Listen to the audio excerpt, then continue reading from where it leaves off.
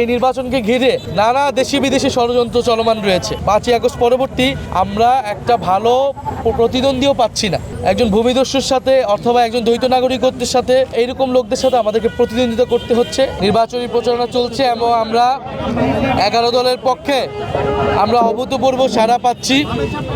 বাংলাদেশের মানুষ পরিবর্তন এবং সংস্কারের পক্ষে ভোট দিতে চায়। 11 দলীয় জোট পরিবর্তন এবং সংস্কারের পক্ষের জোট হিসেবে জনগণের কাছে অলরেডি সেটা প্রমাণিত হয়েছে। আগামী 12ই ফেব্রুয়ারি যদি সুষ্ঠু নিরপেক্ষ নির্বাচন হয়, এবং অবশ্যই নিরপেক্ষ নির্বাচন হতে হবে, ইনশাল্লাহ আমরা আশাবাদী যে আমরা সরকার গঠনের জন্য যে কয়টা সিট প্রয়োজন 11 দলীয় জোট সেই সিট সংখ্যা নিশ্চিত করে আগামী সরকার গঠন করতে পারবে। এই ধারাবাহিকতা, এই একই প্রতিফলন আমরা 11 আসনেও দেখতে পাবো ইনশাল্লাহ। এই 11 আসনে শাপলাকলি বিজয় লাভ করবে।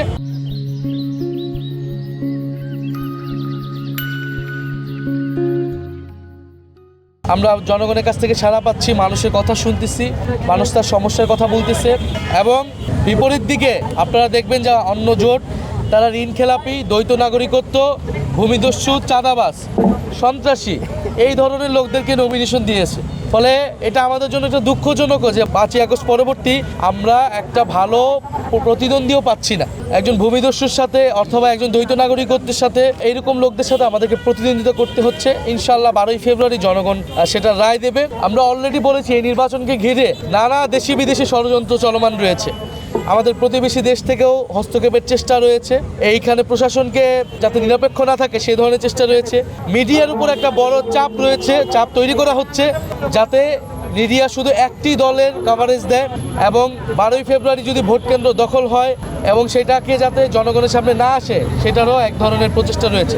কিন্তু আমরা মনে করি সকল ষড়যন্ত্রের বিরুদ্ধে 12ই ফেব্রুয়ারি রায় হবে। প্রায় 2 সপ্তাহ আগেই বাংলাদেশের সাবেক হাই কমিশনার, ভারতীয় হাই কমিশনার, তিনি একটা উক্তি কমেন্ট করেছেন যে 11 দলীয় ঐক্য ক্ষমতায় আসে সেটা কারচুপি ছাড়া সম্ভব না।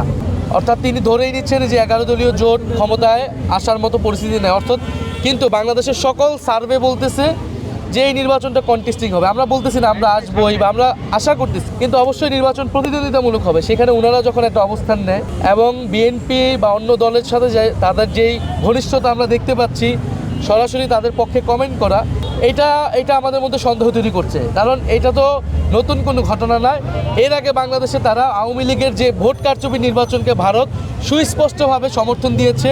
18 সালের নির্বাচন, 24 সালের নির্বাচন, 14 সালের নির্বাচন, ইভেন 2008 সালের নির্বাচনও ভারত সহায়তা করে কারচুপি করে আওয়ামী লীগকে ক্ষমতায় এনেছে। ফলে এই ধরনের ষড়যন্ত্র তারা এবারও করতে চায়। কারণ বাংলাদেশের জনগণ যেহেতু আমাদের এই জোটের অন্যতম দাবি শেখ হাসিনাকে বাংলাদেশে ফেরত এনে বিচারের আওতায় আনা, ফাঁসির রায় কার্যকর করা, শরীফ ওসমান হাদির যারা খুনি রয়েছে তাদেরকে যাতে ভারত বাংলাদেশে ফেরত দেয়। ফলে এই জায়গা থেকে আমরা মনে করতেছি সেই ধরনের হস্তক্ষেপ থাকতে পারে, চেষ্টা আছে, ষড়যন্ত্র আছে। ইনশাল্লাহ বাংলাদেশের জনগণ, তরুণ সমাজ, আলেম সমাজ, বাংলাদেশের নারীরা, বাংলাদেশের আমাদের সংখ্যালঘু ভাই বোনেরা সবাই 12ই ফেব্রুয়ারি 11 দলীয় জোটের পক্ষে, শাপলাকলি দাঁড়িপাল্লার পক্ষে ভোট দিয়ে এই সকল ষড়যন্ত্রকে প্রতিহত করবে।